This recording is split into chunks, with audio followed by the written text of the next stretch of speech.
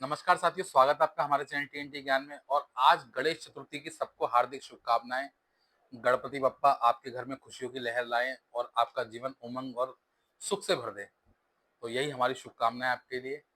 और यही चाहते हैं कि जो इस समय हमारे देश पर आर्थिक संकट आया हुआ है, ये भी जल्दी से इस गणपति के साथ हमारी सब खुशियां दुगनी हो जाएं। ठीक है, तो शुरुआत करते हैं अपनी वीडियो की। आज मार्केट बंद रहा, लोगों ने राहत की सांस ली। देखिए, एक तो गणपति जी का दिन आज, ऊपर से मार्केट बंद। क्योंकि जब जब आपने देखा है हम लोगों का मार्केट पोर्टफोलियो गिर रहा हो, अचानक मान लीजिए ये पूरा हफ्ता पोर्टफोलियो गिर रहा है हमारा, और बीच में कोई ऐसी छुट्टी आ जाए, ऐसा हॉलीडे आ जाए इसकी वजह से मार्केट बंद हो जाए, तो बड़ी राहत की सांस मिलती है।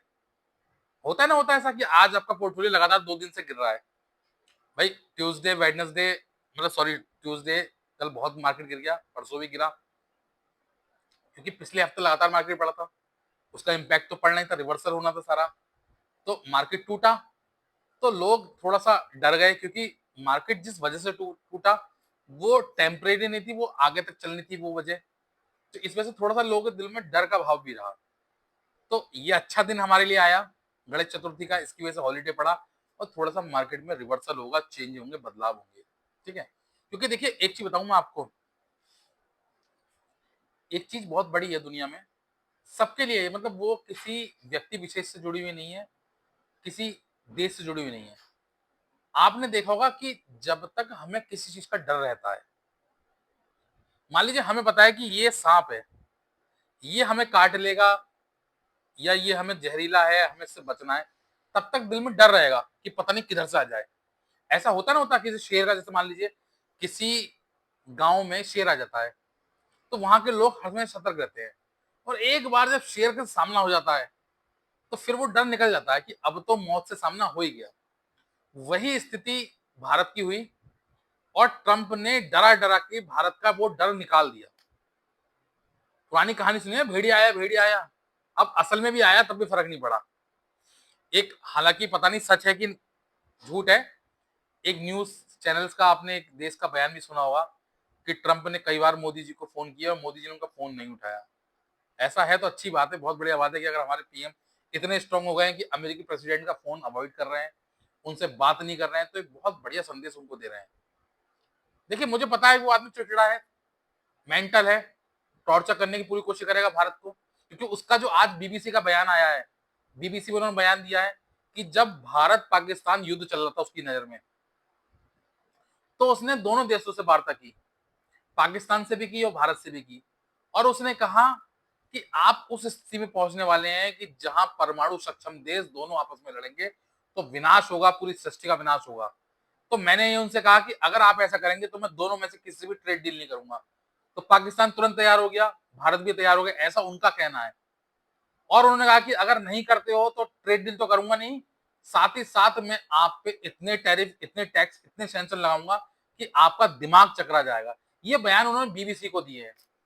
सोचिए क्या मंशा थी। अब उसके करे कराए पे, जहां वो सभी ये कह रहा है कि मेरी वजह से हुआ है, मेरी वार्ता के बाद हुआ है, उस पे मोदी जी ने पानी फेर दिया, ये कहकर कि हमने किसी के दबाव में आके ये काम नहीं किया। तो उसका इम्पैक्ट पड़ा है, सब चीजें थोड़ा सा समय के लिए हमें इससे जूझना पड़ेगा। लेकिन मैंने आपको फिर दोबारा बता रहा हूं वही बात कि अब भारत का वो डर निकल चुका है। भारत के साथ जो बुरा होना था वो हो गया है, 25 से 50 हो गया, ज्यादा ज्यादा वो 100 हो जाएगा, इससे ज्यादा नहीं होगा, 200 हो जाएगा। चाइना पे भी 200% टैरिफ का उन्होंने धमकी दे दी है। तो इससे आप निश्चिंत रहें इन चीजों से कि इससे कोई दिक्कत आने वाली है। देखिए ग्लोबली दिक्कत थोड़ी बहुत तो मार्केट में रहेगी, क्योंकि जब भाई अमेरिका इतना बड़ा देश है। लेकिन वो कहते हैं ना कि ऐसा भी नहीं किसी के ना होने से किसी का कोई काम रुक जाता है, देर होती है उस काम में। जैसे बहुत सारी चीजें होती है ना कि हमारे परिवार में कोई लोग हैं, 2-4 लोग, कोई एक भी एक व्यक्ति हमसे रूठ गया, नहीं हमारे किसी काम में नहीं आ रहा वो, तो वो काम तो रुकता नहीं है, होता है वो काम, रुकता तो नहीं है ना। वही कंडीशन आज अमेरिका की है। अमेरिका की वजह से हमें दिक्कत का सामना करना पड़ सकता है, लेकिन हमारा मार्केट खत्म नहीं होगा, हमारा व्यापार खत्म नहीं होगा। भारत निरंतर इसी तरह बढ़ता रहेगा। हाँ, थोड़ी सी दिक्कत जरूर आएगी, थोड़ा सा हमें फेस करना पड़ेगा, प्रॉब्लम्स आएंगी, उसको हमें सॉल्व करना पड़ेगा, सॉल्यूशन निकालना पड़ेगा। और ये सॉल्यूशन सारे जमीनी स्तर पर होंगे, भारत में ही होंगे। लेकिन एक बार जब ये सॉल्यूशन निकल जाएंगे, ये सारी चीजें हम फेस कर लेंगे, तो दोबारा जीवन में हमें इस टाइप की कंडीशन, इस टाइप की सर्कमस्टांसेस से हमें दोबारा जूझना नहीं पड़ेगा। तो ये भारत के लिए गोल्डन अपॉर्चुनिटी है, इसको भारत को बुलाना होगा। और इस आपदा की घड़ी से एक तरीके से ये आपदा ही है, ट्रम्प ट्रम्प पूरी आपदा है, इससे निपटना पड़ेगा। ठीक है। दूसरी चीज देखिए, एक चीज बता दूं मैं आपको, बहुत सारे हमारे शुभचिंतक मित्र हमारे कई बार मुझसे ये कह रहे थे कि वो अभी तक तो आप लोग ट्रम्प के फेवर में वीडियो बनाते थे, ट्रम्प का गुणगान करते थे, आज सडनली क्या हो गया कि वो ट्रम्प के आपको ट्रम्प वो बुरा लगने लगा, ट्रम्प की बुराइयां करने लगे। देखिए एक चीज बता दूं मैं आपको, जब तक ट्रम्प मतलब अमेरिका से है, ट्रम्प कोई व्यक्तिगत व्यक्ति से हमारा मतलब नहीं है, क्योंकि ट्रम्प इस समय सरकार में है, अमेरिका पूरी सरकार उसकी है। तो जब तक ट्रम्प और अमेरिका भारत के फेवर में थे, भारत का फायदा था उससे, तब तक हम हर भारतीय उसका सपोर्ट कर रहा था, उसका समर्थन कर रहा था, उसकी वाहवाही कर रहे थे। और सिर्फ उसकी एक वजह थी, निस्वार्थ भाव से, सिर्फ एक, कि हम भारत का समर्थन कर रहे थे, ना कि हम ट्रम्प का समर्थन कर रहे थे, ना हम अमेरिका का समर्थन कर रहे थे। और आज अगर हम ट्रम्प का विरोध कर रहे हैं, अमेरिका का विरोध कर रहे हैं, तो हम अपने देश के हितों में जाके कर रहे हैं। हमारी पर्सनल किसी से ओपिनियन नहीं है, हमारी किसी सरकार को लेके या किसी देश की किसी पॉलिटिक्स व्यूज को लेके या जियो पॉलिटिकल को लेके, इन चीजों को लेके हमारा कोई व्यू नहीं होता। हमारा सिर्फ पहला है नेशन फर्स्ट। अगर भारत के कोई साथ कोई देश है, तो हम उसके साथ हैं, हम उसकी तारीफ करेंगे, उसकी ही गुणगान करेंगे। अगर कोई देश भारत के विरोध में है, भारत की नीतियों के खिलाफ है, तो हम उसके खिलाफ हैं, हम उसके विरोध में हैं। चाहे वो ट्रम्प हो, अगर कल को पुतिन भारत के खिलाफ है, तो हम पुतिन के भी खिलाफ हैं। देखिए चाइना जब तक भारत के खिलाफ रहा, तो भारत ने उसका टिकटॉक बैन कर दिया, भारत ने उसके कितने चाइनीज ऐप बंद कर दिए, भारत ने उसका कारोबार कितना कम कर दिया। और तो और सरकार की छोड़ दीजिए, जो भारतीय कारोबारी थे, जो भारतीय व्यापारी थे, उन्होंने तक चाइना से माल लेना बंद कर दिया। ये होता है एक भारत, देशभक्त भारत, देश प्रेम। क्यों? क्योंकि हमें पता है कि उससे हमारा नुकसान था। अब जब भारत और पाकिस्तान के, सॉरी, भारत और चाइना के संबंध दोबारा सुधर रहे हैं, चाइना फिर से भारत के साथ आना चाह रहा है, भारत को व्यापार करना चाह रहा है, भारत के साथ रेयर अर्थ मेटल की सप्लाई करना चाह रहा है भारत को, तो हम सपोर्ट में हैं उसके, कोई दिक्कत नहीं है। भाई अगर कोई भारत के हितों के लिए काम कर रहा है, तो हम उसके साथ हैं। तो यही सारी चीजें हैं, यही मैं उन दोस्तों को अपने मैसेज देना चाहता हूँ कि वो ये ध्यान रखें कि जो भी भारत के साथ है, जो भारत को सपोर्ट करेगा, भारत को समर्थन करेगा, उस देश के हम साथ हैं। चाहे वो अमेरिका हो, चाहे रूस हो, चाहे चीन हो, चाहे यूरोपियन कंट्री हो। लेकिन जो भारत के खिलाफ है, भारत की नीतियों के खिलाफ है, भारत की किसी भी तरीके से भारत को धोखा दे रहा है, हम उसके अगेंस्ट हैं। चाहे वो अमेरिका हो, चाहे रसिया हो, चाहे चाइना हो, चाहे जापान हो, चाहे यूरोपियन कंट्री हो, कोई भी देश हो, कोई भी स्टेट हो, कोई भी कंट्री हो, हमें उससे मतलब नहीं है, हमें अपने देश से मतलब है, हमारे नेशन फर्स्ट। तो ये तो रही बात उन दोस्तों को हमारे एक मैसेज क्लियर करने की, उन समर्थकों को हमारे जो काफी टाइम से इन चीजों मुझसे बात कर रहे थे। अब शुरुआत करते हैं हम लोग मार्केट की, शेयर मार्केट की। ऐसे समय में जब मार्केट टूट रहा है, तो आपके इन्वेस्टमेंट कहाँ सेफ है, क्या इन्वेस्टमेंट करना चाहिए ऐसे समय में? क्योंकि इस समय कहीं से रिटर्न तो मिल नहीं रहा, इक्विटी में रिटर्न नहीं मिल रहा, म्यूचुअल फंड्स में सही से रिटर्न नहीं मिल रहा। तो किन चीजों में हम इन्वेस्ट करें, किन म्यूचुअल फंड्स में इन्वेस्ट करें, किस तरीके से अपने पैसे को सेव कर सकें, जो हमारे इन्वेस्टमेंट है उसकी वैल्यू घट रही है, उसको कैसे ऐसा कर सकें कि उसकी वैल्यू ना घटे। तो उन्हीं सब चीजों पर हम बात करेंगे, वन बाय वन उस पर चर्चा करेंगे और बताएंगे आपको कि किस तरीके से आपको अपने इन्वेस्टमेंट को सपोर्ट करना है, सेव करना है। देखिए सबसे बड़ी चीज बता दूं आपको, इन्वेस्टमेंट स्टॉक में करते हैं आप कभी भी, तो दो चीजें हमेशा याद रखें कि एक तो क्वालिटी स्टॉक होना चाहिए, दूसरा वैल्यूएशन उसकी अच्छी होनी चाहिए। अब मैं बताऊं आपको, क्योंकि एक्चुअली क्या होता है, एक पुरानी बात है, बहुत पुराने हमारे बुजुर्ग भी कहते आए हैं, स्टॉक कभी भी जीरो हो सकता है। कहते हैं कि स्टॉक कभी भी जीरो हो सकता है। भाई कोई कंपनी, कितनी बड़ी कंपनी अचानक से बंद हो जाती है, ठीक है। तो इसीलिए अच्छे स्टॉक का चुनाव करें, अच्छे स्टॉक में लॉन्ग टर्म के लिए इन्वेस्ट करें। और देखिए मैं तो आपसे बताता हूं कि हर व्यक्ति को, जो भी स्टॉक मार्केट करता है, उसको कम से कम 10 स्टॉक ऐसे रखने चाहिए अपने पोर्टफोलियो में, जिसमें वो 5 से 10 साल के लिए इन्वेस्ट कर सके। अगर आप अच्छे वैल्यूएशन वाले स्टॉक में, अच्छे क्वालिटी स्टॉक में इन्वेस्ट करते हैं लॉन्ग टर्म के लिए, 5 साल के लिए, 10 साल के लिए, मिनिमम 5 साल गांठ बांध लीजिए आप कि 5 साल से पहले उस स्टॉक की तरफ मुझे देखना नहीं है। सिर्फ क्या करना है, एसआईपी लगानी है या लमसम करना है या फंड जमा करना है, उसमें सिर्फ पैसा उठा के डाल देना है मुझे और निरंतर डालते रहना है मुझे 5 साल तक, 10 साल तक, जब तक मुझे मैं कर सकता हूं तब तक करूं। लेकिन मुझे लगता है कि 5 साल से पहले उस स्टॉक की तरफ आपको देखना नहीं है और हो सके 10 साल के लिए करें आप। मुझे लगता है कि शायद आपको अंदाजा नहीं होगा कि आपने सुना होगा चक्रवृद्धि ब्याज, उसको भी पीछे छोड़ सकता है स्टॉक। लेकिन वो स्टॉक क्वालिटी स्टॉक होना चाहिए, वो स्टॉक वैल्यूएशन वाला स्टॉक होना चाहिए, वैल्यू वाला स्टॉक होना चाहिए, वजनदार स्टॉक होना चाहिए, फंडामेंटल स्ट्रांग होने चाहिए उसके, उसका जमीनी स्तर पर, ग्राउंड लेवल पर उसका प्रोजेक्ट, उसका जो काम है, उसका जो धरातल पे बिजनेस है, वो चलना चाहिए, वो रनिंग होना चाहिए, वो आपको दिखना चाहिए कि हाँ ये कारोबार फ्यूचर में चलेगा। ऐसा ना हो कि आंखें मीच के नाम सुन के किसी का और आप उसमें इन्वेस्ट कर दें तो वो स्टॉक नहीं चल पाएगा। दूसरी बात ये आ गई स्टॉक की। स्टॉक में फिर भी थोड़ा रिस्क ज्यादा है। स्टॉक में कहते हैं कि स्टॉक कोई भी जीरो हो सकता है। अब हम क्यों म्यूचुअल फंड में इन्वेस्ट करते हैं? क्योंकि म्यूचुअल फंड्स कभी आपके जीरो नहीं हो सकते। क्या म्यूचुअल फंड जीरो हो सकते हैं? नहीं हो सकते। आप कहेंगे कि म्यूचुअल फंड भी तो स्टॉक में पैसा लगाते हैं, जब स्टॉक जीरो हो जा रहा है तो म्यूचुअल फंड जीरो क्यों नहीं हो सकते? हो सकते हैं। हो सकते नहीं हो सकते? नहीं हो सकते। उसकी वजह क्या है? स्टॉक क्या है? एक सिंगल कंपनी। आपने किसी एक कंपनी पे स्टॉक पे पैसा लगाया, वो कंपनी दिवालिया हो गई या वो कंपनी बंद हो गई, उस कंपनी में कोई फ्रॉड हो गया तो वो कंपनी बंद हो जाएगी, तो आपका पैसा, कैपिटल जीरो हो जाएगा। लेकिन जो भी म्यूचुअल फंड्स है वो किसी एक स्टॉक पे या किसी एक कंपनी पे कभी पैसा नहीं लगाते। वो 20 कंपनियों पे, 30 कंपनियों पे, 40 कंपनियों, 50 कंपनियों पे इस तरीके से पैसा लगाते हैं। एक म्यूचुअल फंड्स के अंदर 20-20, 30-30 कंपनियां होती हैं, 40-40 कंपनियां होती हैं जिसमें पैसा लगाते हैं। तो क्या बताइए ऐसा हो सकता है कि 30 कंपनियां जीरो हो जाएं या 20 कंपनियां जीरो हो जाएं या 40 कंपनियां जीरो हो जाएं या 50 कंपनियां जीरो हो जाएं? ऐसा पॉसिबल नहीं है। ऐसा कब पॉसिबल है? जब पूरा ही मार्केट कोलैप्स हो जाए, बिल्कुल खत्म हो जाए, सारा मार्केट सरेंडर कर दे, और ऐसा संभव नहीं है कभी भी जीवन में। ठीक है, तो ये ध्यान रखें कि म्यूचुअल फंड्स कभी भी जीरो नहीं होते। लेकिन म्यूचुअल फंड्स भी बहुत सारे हैं, आपको कैसे चुनाव करना है उसका, किस म्यूचुअल फंड में पैसा डालें जिससे आपका पैसा सेफ रहे और वैल्यूएबल रहे और उसकी वैल्यू ना घटे, उसकी वैल्यू बढ़ती रहे निरंतर। देखिए वैसे तो म्यूचुअल फंड बहुत सारे हैं, लेकिन आपको क्या है, गिने चुने म्यूचुअल फंड्स पे ध्यान देना है। खास तौर से हमेशा म्यूचुअल फंड लें, डाइवर्सिफाइड म्यूचुअल फंड लें, जिसने अपना जो पोर्टफोलियो डाइवर्सिफाइड कर रखा हो।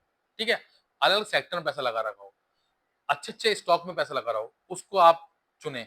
तीसरी बात, हमेशा लार्ज कैप वाला, एक लार्ज कैप चुन सकते हैं आप, लार्ज कैप म्यूचुअल फंड चुन सकते हैं, क्योंकि लार्ज कैप जो होते हैं वो अधिकतर ऐसी कंपनियां होती हैं जो भविष्य में कभी बंद नहीं हो सकती। ठीक है, हाँ 0.1% चांसेस हो सकते हैं, लेकिन 99% चांसेस बंद ना होने के होते हैं, जीरो ना होने के होते हैं।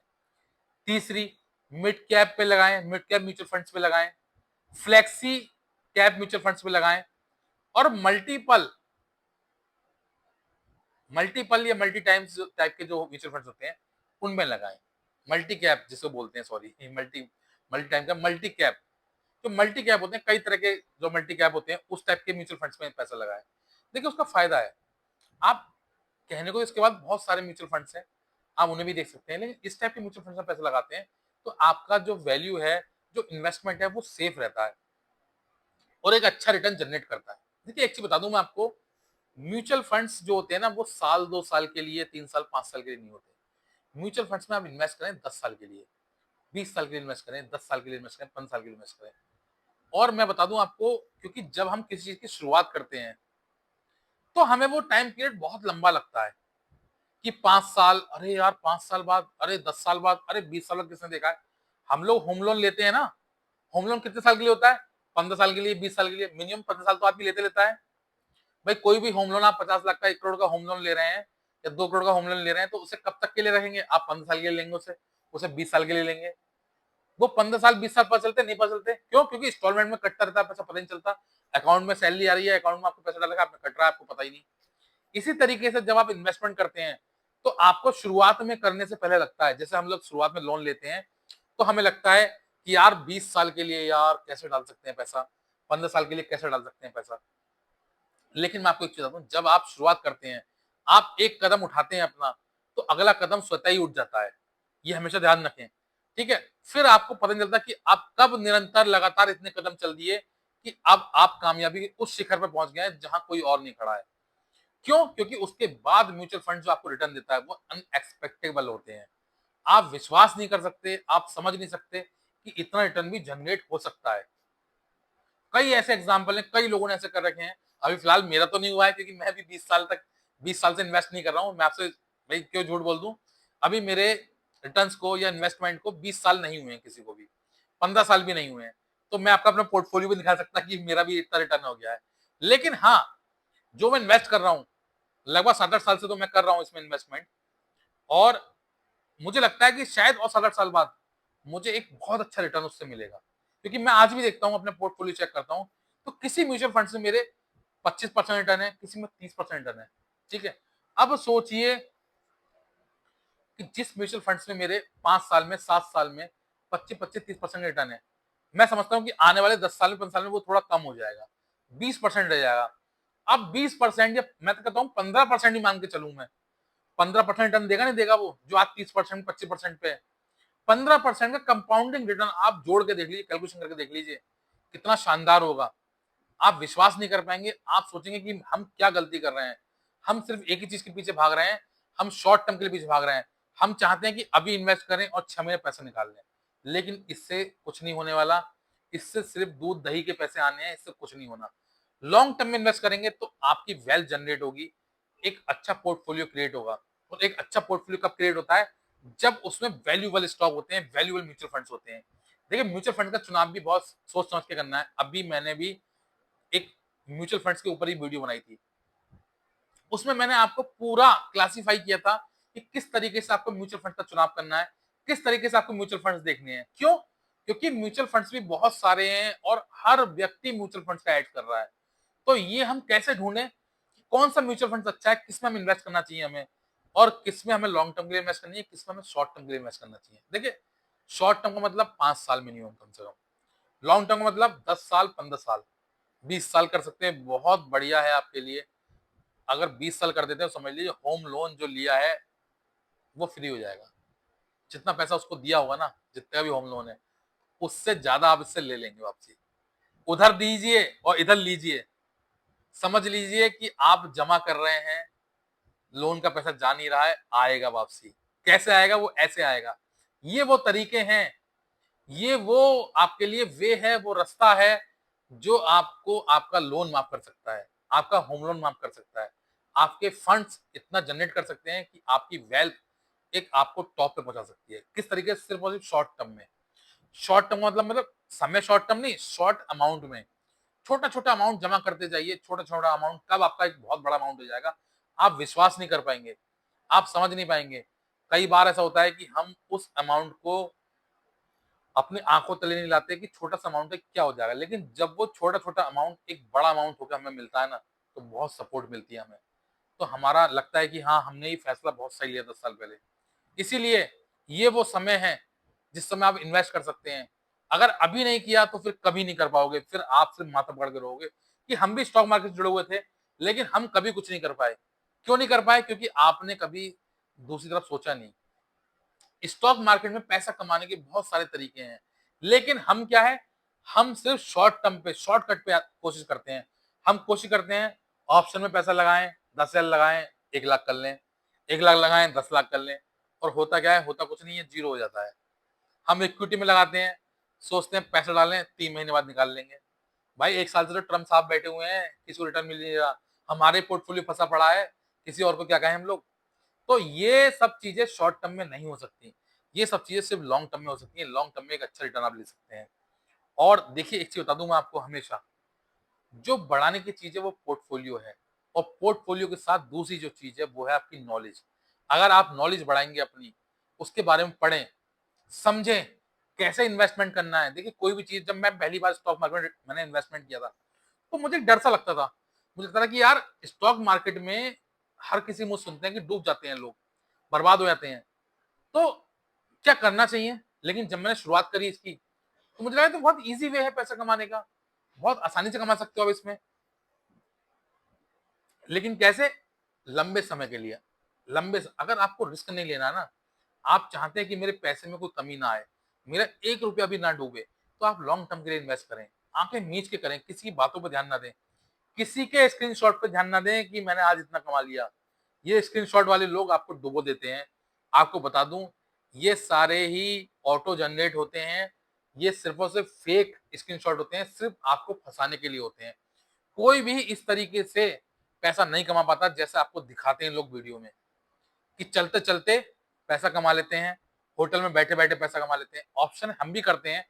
मुझे पता है जिस दिन मैं ऑप्शन ट्रेडिंग करता हूँ, मैं उस दिन किसी से बात नहीं करता हूँ, सिर्फ़ और सिर्फ़ मेरा फ़ोकस उस पे होता है। जितनी देर मैं ऑप्शन पे ट्रेडिंग पे बाइंग बाइंग या सेलिंग जो भी करता हूँ मैं उस समय में ना मैं किसी से बात करता हूँ, ना मैं कोई और प्रोग्राम हैंडल करता हूँ उस समय।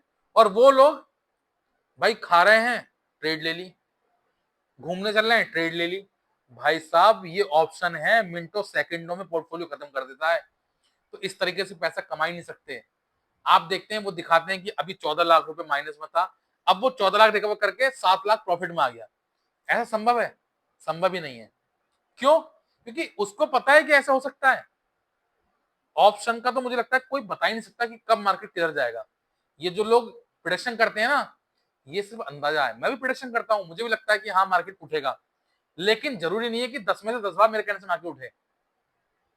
अगर सोचिए 10 में से 4 बार मेरे कहने से मार्केट नहीं उठा, तो 6 बार का कमाया हुआ भी चला जाएगा उसमें। होता नहीं होता ऐसा? तो ये हमेशा याद रखना है कि इन चीज़ों से बचना है, इन्हें करना है, एन्जॉयमेंट के लिए करो। अच्छा लगता है, मेरा मन करता है, मैं भी करता हूँ ऑप्शन, जब मेरा दिल करता है कि आज ऑप्शन करना चाहिए, मैं करता हूँ। लेकिन लॉन्ग टर्म के लिए इन्वेस्ट करता हूँ म्यूचुअल फंड्स में, एसआईपी लगाता हूँ, स्टॉक में लगाता हूँ एसआईपी। वो क्योंकि वो हमारी वेल्थ क्रिएट करेंगे, उसको ही करना है हमेशा।